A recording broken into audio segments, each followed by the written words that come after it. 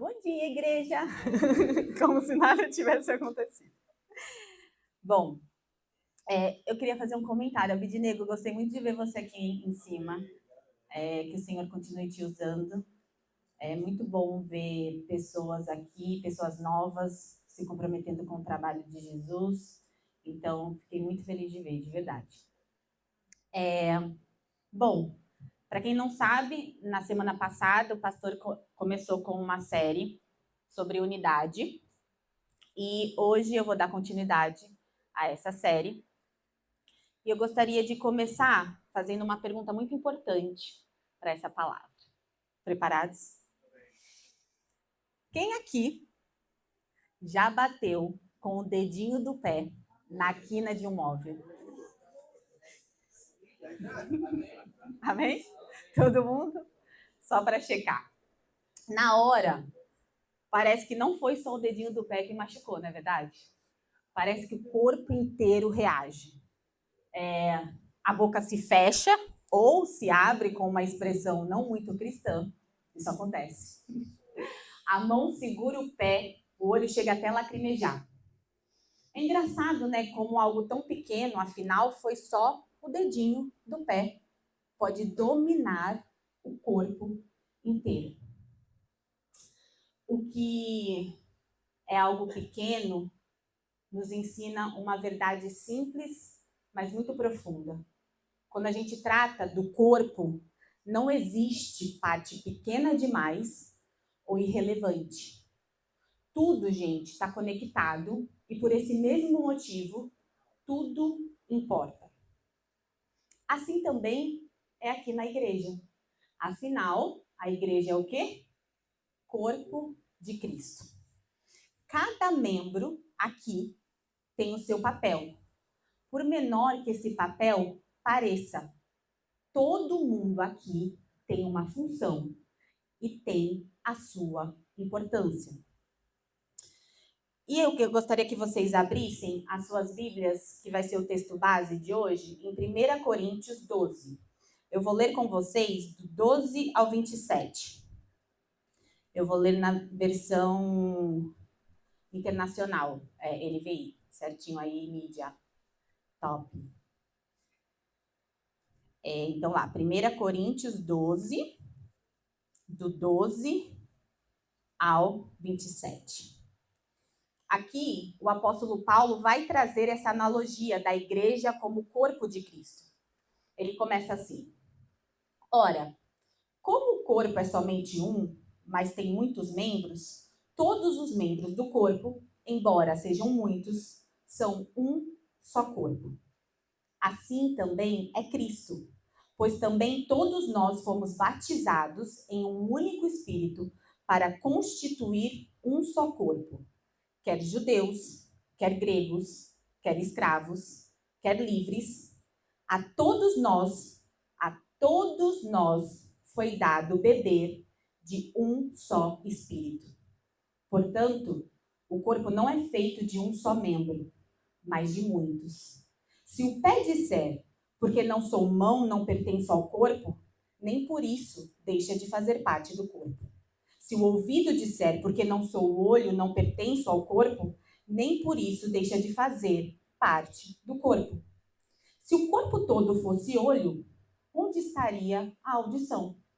Se o corpo todo fosse ouvido, onde estaria o olfato? De fato, Deus dispôs cada um dos membros no corpo segundo a vontade dele. Se todos fossem um só membro, onde estaria o corpo? Assim, há muitos membros, mas um só corpo. O olho não pode dizer à mão, não preciso de você.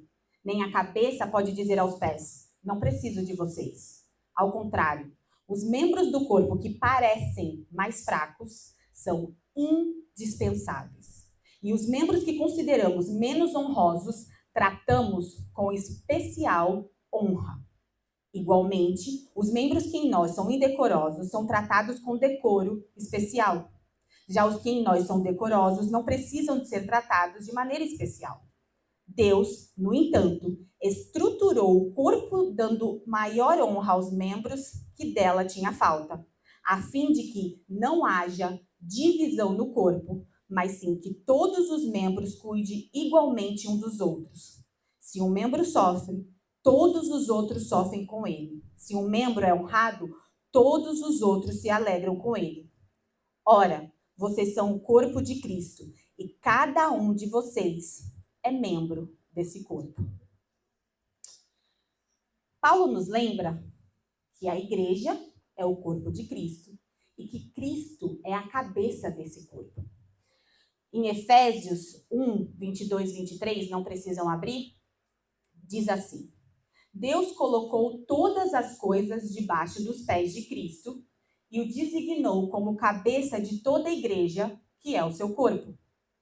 Portanto, sem a cabeça não há vida. É a cabeça que sustenta, é a cabeça que governa, é a cabeça que dá identidade e propósito ao corpo. Por isso, quem tem autoridade sobre a igreja não é um homem, não é uma tradição, é Cristo. Mas, em sua infinita sabedoria, Cristo estabelece liderança humana para zelar, servir o seu corpo. Pastores, presbíteros, líderes não são donos da igreja. A igreja pertence a Cristo. Mas eles são instrumentos que o Senhor levanta para guiar e zelar pelo seu povo. Seguindo essa analogia de corpo, se Cristo é a cabeça, nós podemos comparar os pastores, os líderes, como olhos. Os olhos, eles não pensam pelo corpo, mas permitem que ele veja os perigos e caminhe na direção certa. Veja, eles não inventam a visão, eles apenas captam aquilo que a cabeça já determinou. Da mesma forma, a liderança ela não substitui Cristo, mas é o meio que Cristo usa para que o corpo caminhe na direção certa com segurança. E aqui eu gostaria de frisar um ponto muito importante. O chamado ao pastoreio, e assim como todos os outros chamados, percebam e gravem isso, não vem do homem. Esse chamado, o chamado na vida de cada um, vem do Senhor. É Ele quem levanta, é Ele quem estabelece, é Ele quem unge. E um alerta. É óbvio que é natural que em qualquer comunidade surjam opiniões diferentes. Isso é muito comum. Mas aqui na igreja nós precisamos ter o seguinte discernimento. Nós precisamos ter cuidado para não resistir àquilo que a cabeça, Cristo, quer para o seu corpo. Muitas vezes acontece que pessoas mais antigas na caminhada, na fé, ou pessoas que acham que as suas opiniões são melhores, acabam resistindo a essa liderança. A liderança que o próprio Deus estabeleceu. E, gente, isso não é novidade.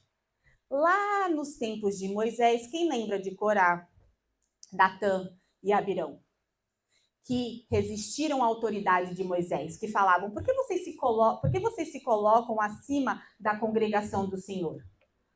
Mas no fim, foi o próprio Deus que quem confirmou que Moisés era o líder que ele havia levantado naquele povo. Por isso nós precisamos entender, Cristo sendo a cabeça, concede a visão àqueles que ele chama para pastorear. O pastor, ele não inventa o caminho. Ele recebe direção de Cristo e o corpo segue. Nós podemos contribuir, colaborar? Óbvio, dar ideias, opinar, mas no fim, o nosso papel é obedecer e seguir a direção que o Senhor confiou aos pastores. Porque se só seguimos apenas quando concordamos, isso não é submissão. Isso é apenas conveniência. Submissão verdadeira se prova justamente quando a decisão não era aquela que eu teria tomado. E aqui, também um ponto muito importante que não podemos esquecer. Ninguém pode esquecer. Quem prestará contas é o pastor diante do próprio Senhor. Quem pedirá as contas aos líderes é o próprio Senhor. Em Hebreus diz assim: eles velam pelas vossas almas como quem há de prestar contas. Mas não pensemos que apenas os grandes chamados serão cobrados. Sim, o pastor prestará contas pelas almas do rebanho, mas cada membro também prestará contas pelo dom que recebeu. Ninguém ficou de fora, pessoal. Nenhum de vocês ficou de fora quando o Senhor distribuiu os dons. Todos nós recebemos dons. Todos nós fazemos parte do corpo. E todos nós temos uma função. É por isso que Paulo explica nessa passagem que um corpo é feito de muitas partes. Partes diferentes, diversas, variadas, cada um com a sua função e com a sua importância. E vejam, essa diversidade, ela não é acaso. Essa diversidade, ela é propósito no plano de Deus. Ele revela nisso, na diversidade, algo lindo sobre ele. Sabe o que ele revela? A sua criatividade. Reparem muito bem. A primeira coisa que Deus quis mostrar sobre si mesmo foi justamente isso. Antes mesmo dele se revelar como Pai, como juiz ou até mesmo como redentor, ele se revelou criador. Porque lembram lá em Gênesis? No princípio, Deus criou. E ali nós já vemos a sua criatividade em ação. Ele não fez um mundo cinza, um mundo uniforme, não. Ele reproduziu muitas espécies, muitas cores, muitas formas, muitos sons. Cada detalhe da criação aponta para um Deus que não se repete, um Deus que se deleita na variedade.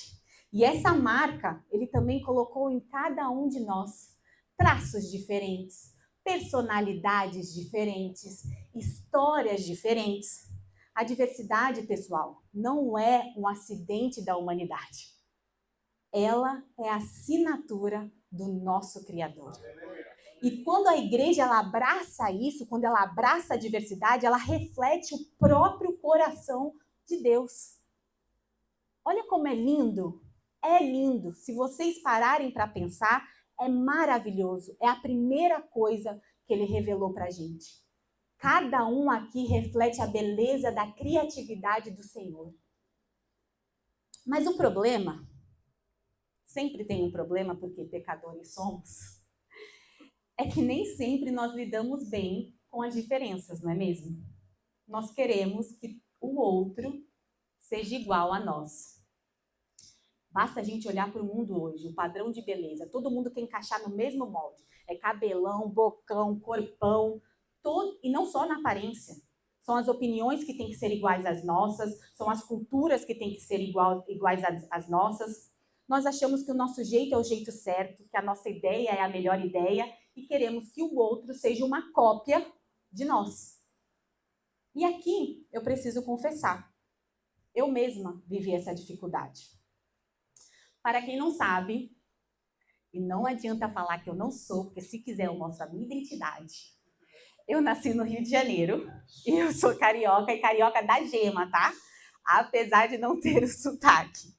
E eu não tenho sotaque porque aos 5 anos de idade, meus pais saíram do Rio de Janeiro e se mudaram para o litoral de São Paulo, uma cidade chamada Santos. Só que e ali foi que eu cresci, na cidade de Santos. Só que aqui tem um detalhe. Os meus pais não tinham muitos amigos. Na verdade, para dizer não muitos, praticamente nenhum. E como a gente não tinha família também em Santos, já que todos ficaram no Rio, eu acabei crescendo em um círculo muito fechado, sabe? Só nós 5 mesmo. Eu, minhas 2 irmãs e os meus pais. Eu não cresci naquela cultura de, final de semana vamos na casa de fulano, no almoço, ou vamos no churrasco, na festinha de aniversário do filho de ciclo. Não. Também não cresci no vai almoçar na casa da sua avó, dos seus tios, porque não tinha esse pessoal por perto. Realmente nossa vida era muito restrita ao núcleo familiar. E com o tempo, conforme eu fui crescendo, eu percebi que isso me trouxe uma dificuldade. Qual seja, a dificuldade em lidar com o diferente. Porque eu me acostumei a viver com pessoas que eu podia escolher conviver. E na escola, por exemplo, você escolhe os seus colegas, e no meu trabalho, na minha profissão como advogada, eu também tenho esse poder de escolha. Os clientes que eu vou pegar, as causas que eu vou pegar, eu consigo manipular isso. E então eu sempre pude estar ao lado daqueles que eu considerava iguais a mim. Só que aí veio o chamado para a igreja. E aqui outro detalhe, eu não cresci em igreja. Apesar de ser cristã minha vida toda, a minha relação com a igreja crescendo era somente domingo nos cultos e eu saía antes mesmo do culto acabar. Sabe aquele que entra, vê o culto e não quer nem fazer o social, eu já vazava. Então eu nunca tinha vivido essa realidade de fazer parte de um corpo. Aí quando eu cheguei aqui, nessa igreja, o Senhor começou a me incomodar. Era como se ele dissesse para mim, filha, eu vou te colocar em posição que você vai ter que lidar com pessoas diferentes, jovens, adultos, mulheres, homens, de todos os backgrounds, enfim. E eu amo muito essas pessoas. Essas pessoas são muito especiais para mim. E não só isso, para que você permaneça, eu preciso que você os ame como eu os amo, na sua diferença, nos seus detalhes, nos seus temperamentos. E, nesse contexto, nessa mesma altura, me veio a oportunidade de trabalhar numa loja. E ali, eu tenho uma colega que está aqui, que trabalha comigo. Gente, não tem nada que te exponha mais ao diferente do que trabalhar numa loja, acredite. Ainda mais uma loja de rua, tá? Você é exposta a todo tipo de gente, a todos os tipos de temperamentos, histórias e necessidades. Não é mesmo, Miriam? A Miriam está aí para provar. E ali foi que essa ideia da diversidade clicou para mim. Essa ideia que a diversidade não é acidental, que é propósito do Senhor, foi ali que fez sentido e mais à frente vocês vão entender o porquê. Mas isso tudo para dizer que a diversidade, ela é difícil, ela desafia, mas ela é plano de Deus. E não é à toa que Paulo pergunta, se todos fossem um só membro, onde estaria o corpo? A igreja, ela sendo corpo, ela não pode ser uniforme. Porque uniformidade, pessoal, não é unidade. Unidade verdadeira é quando aprendemos a abraçar as diferenças. A beleza da igreja está justamente nesse ponto.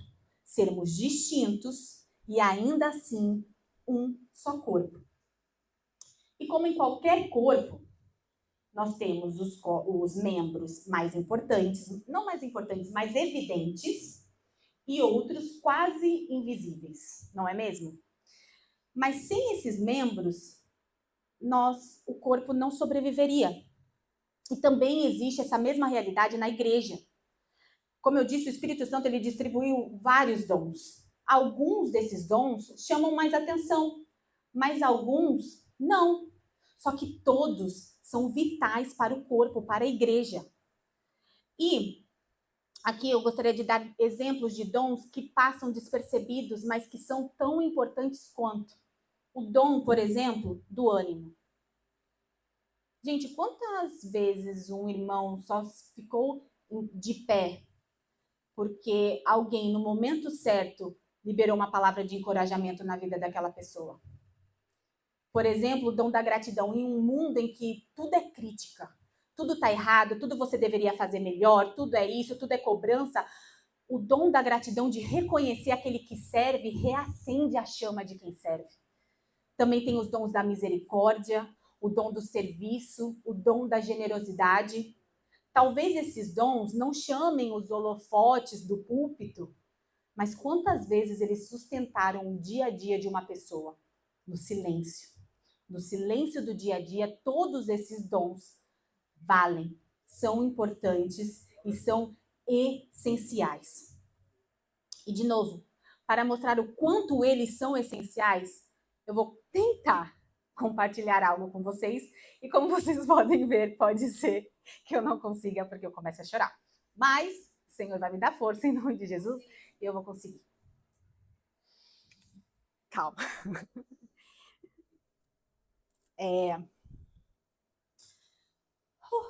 Recentemente,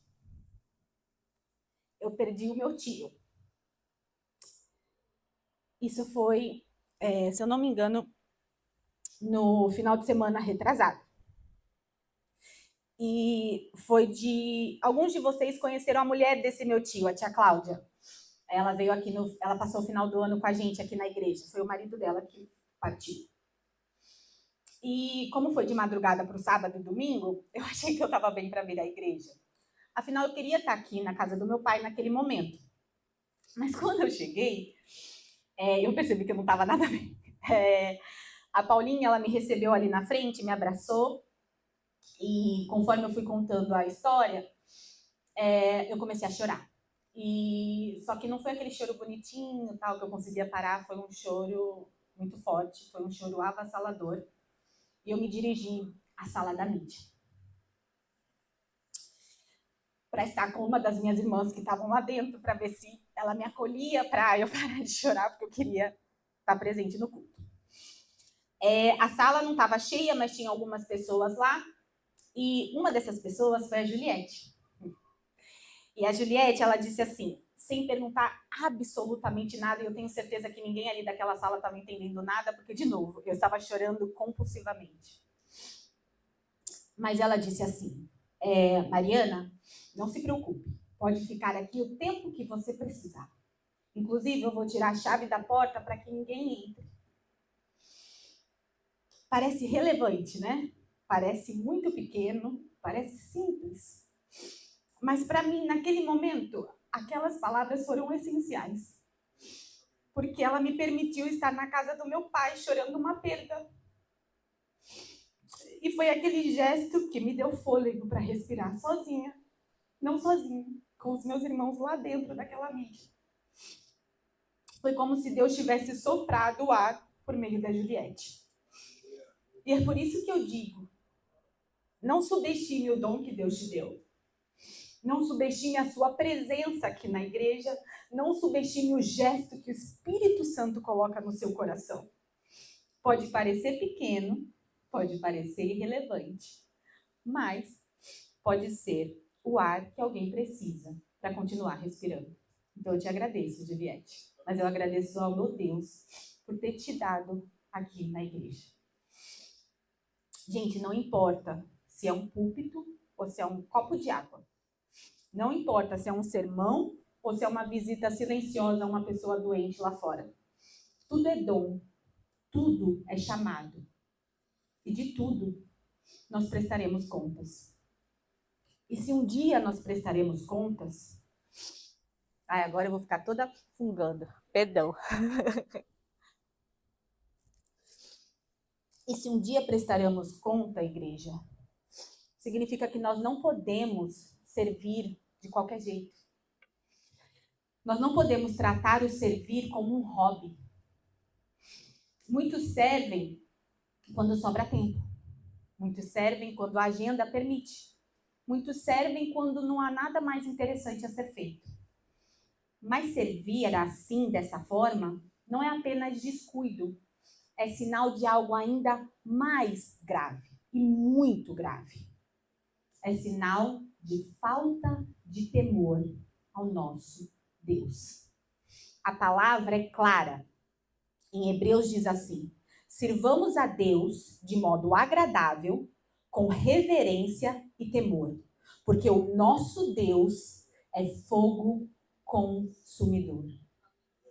De novo, sirvamos a Deus de modo agradável, com reverência e temor, porque o nosso Deus é fogo consumidor. Muito crente tem medo do diabo. Eles tremem diante das suas investidas. Mas eles se esquecem. O diabo é criatura, limitado, sujeito a Deus. Nós não devemos temer o diabo.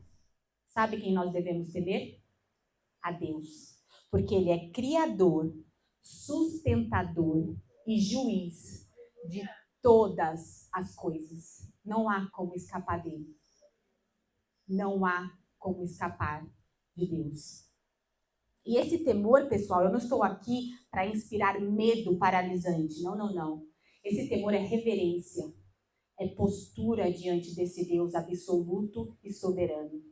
É postura que muda o nosso estilo de vida. Porque um dia, todos nós, não só aqui, como lá fora, todo joelho se dobrará diante de Deus e nós estaremos diante do seu trono para prestar contas. E diante dele não há máscaras. Diante dele não tem desculpa. E como se vê, Mariana, na prática, que alguém teme ao Senhor? Muito simples. Quando cada parte do corpo cumpre aquilo para o qual foi chamada.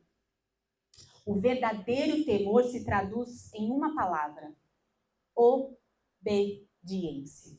Simples. Quando uma parte ela se recusa, quando um membro deixa de fazer o que deveria, o corpo inteiro sente. O corpo inteiro para. E corpo parado é corpo morto. Porém, quando cada membro toma o seu lugar, quando cada dom é colocado em ação, o corpo ele ganha vida. E vida gera o quê? Movimento. Só que movimento significa atrito. Atrito, pessoal, é inevitável quando o corpo se move.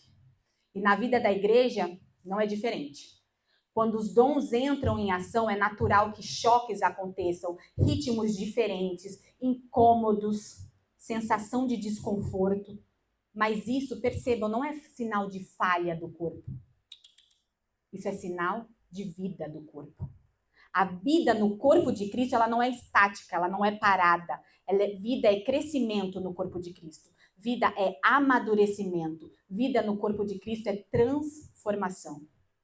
E como o Senhor faz isso, como Ele nos transforma? Simples. Ele usa o contato inevitável da comunhão para nos lapidar. Ele nos molda não só pelo dom que Ele nos dá, mas Ele nos molda também pelas pessoas que Ele coloca ao nosso redor, onde a gente vai exercer esse dom que Ele nos deu. E é justamente aqui que muitos de nós tropeçam. Quando surge o atrito que é inevitável a qualquer vida em comunidade, a maioria pensa que a solução é o quê? Mudar de igreja.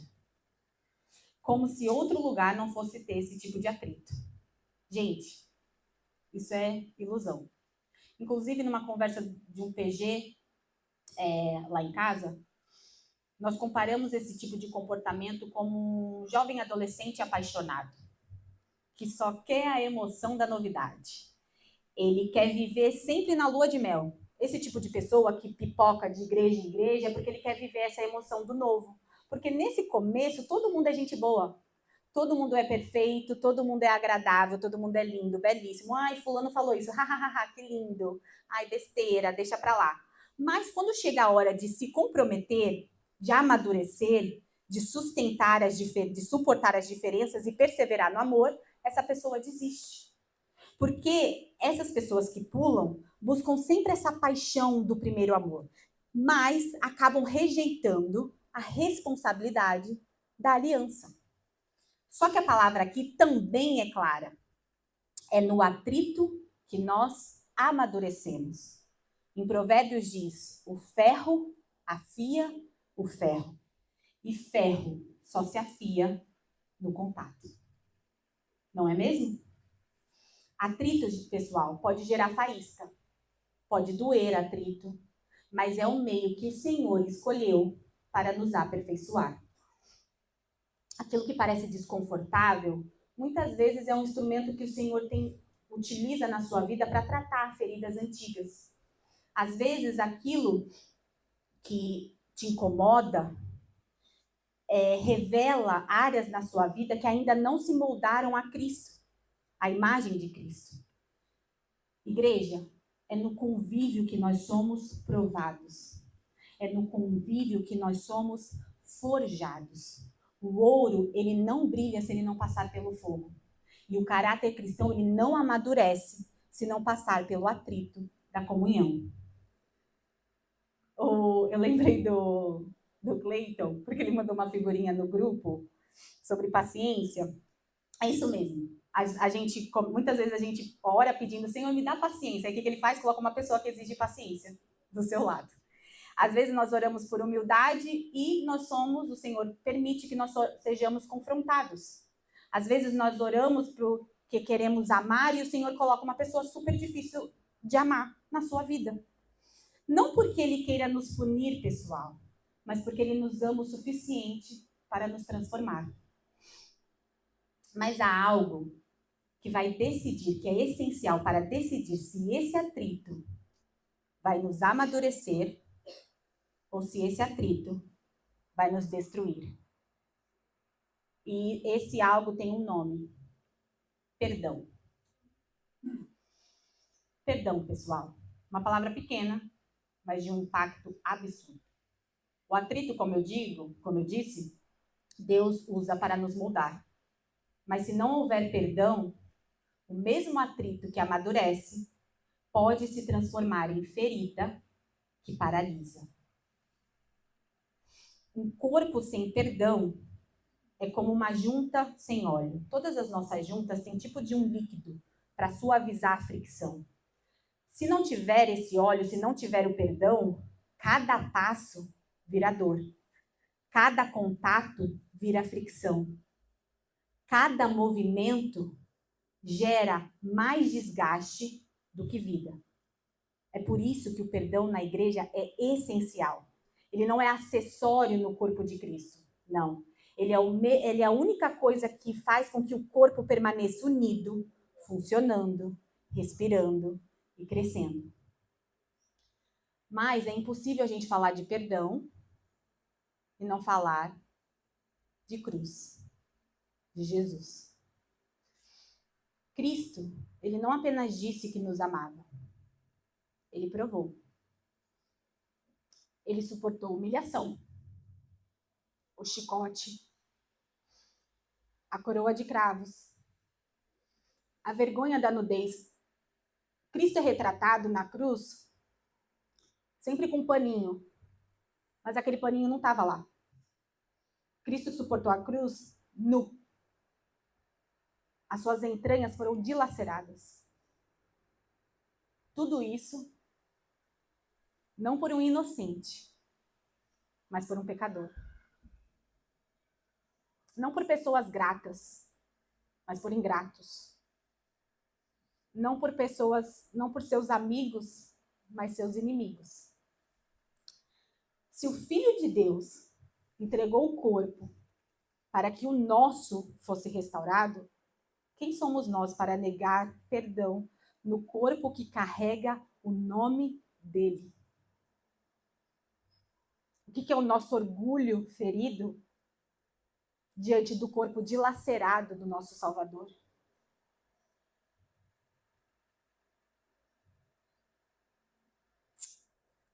Perdoar não é esquecer a dor.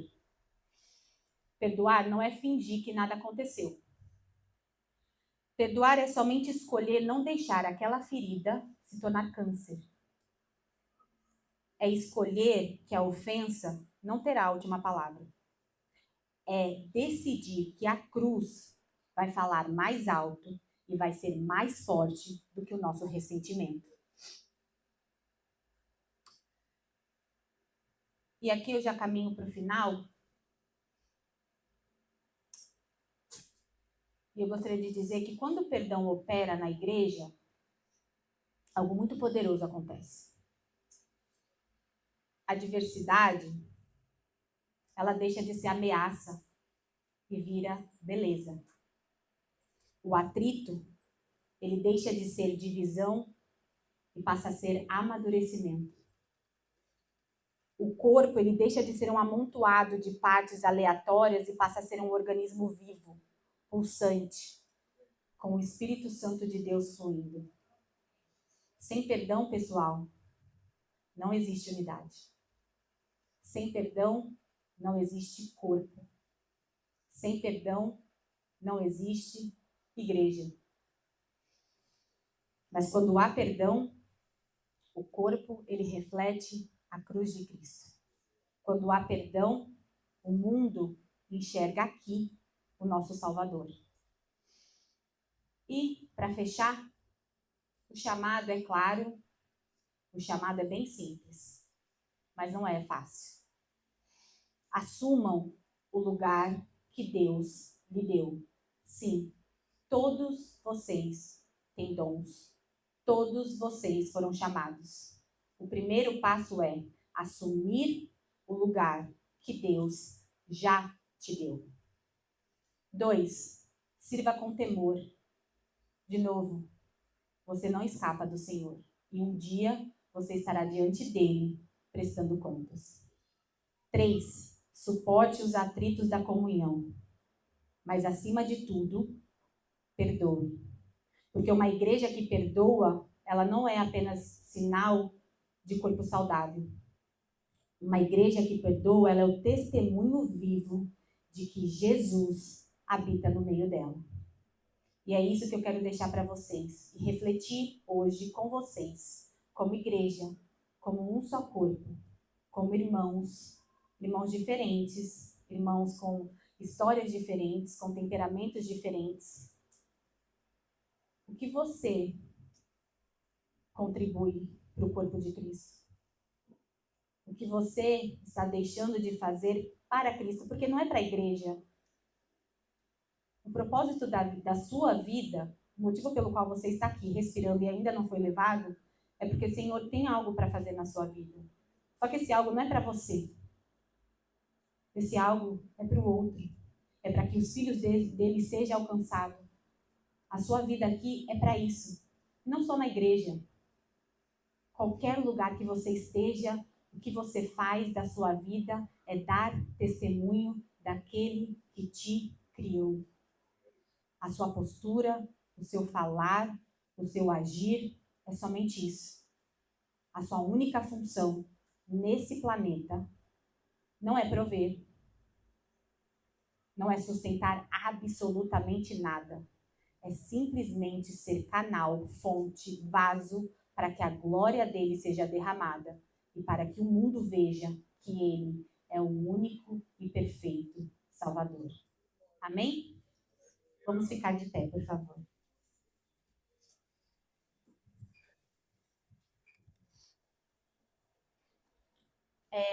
Eu geralmente finalizo com uma oração, mas o Senhor, ao colocar no meu coração essa palavra, vinha várias vezes uma canção.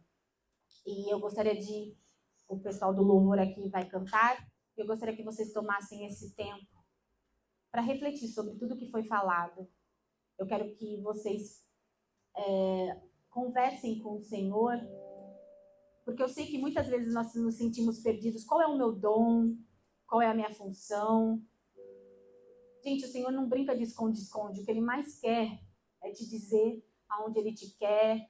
Primeiro, ao lado dEle. Primeiro, em intimidade com Ele. Mas depois Ele quer te dizer aonde a sua